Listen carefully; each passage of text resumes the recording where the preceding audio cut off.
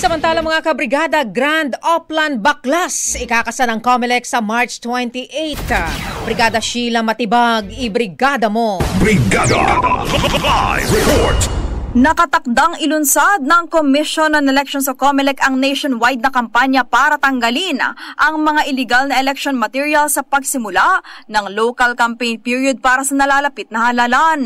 Ayon kay COMELEC Chairman George Erwin Garcia, isasagawa ang Grand Oplan Baklas sa March 28 upang pagtatanggalin ang mga illegal campaign materials na hindi nakakabit sa mga nakalaang common poster areas o iba pang pampublikong lugar. Ilalatag umanong aktibidad na ito sa buong bansa kung saan lahat ng mga regional offices ng COMELEC at opisina ng mga election officers ay magtatanggal ng mga posters na illegal na nakakabit at mga material na hindi environment friendly.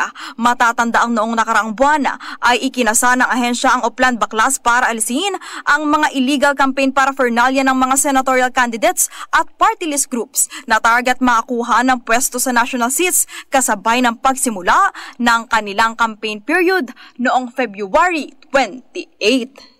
In the heart of changing lives, ako si Brigada Sheila Matibag ng 15.1 Brigada News FM Manila, The Music and News Authority. Brigada Balita sa Umaga.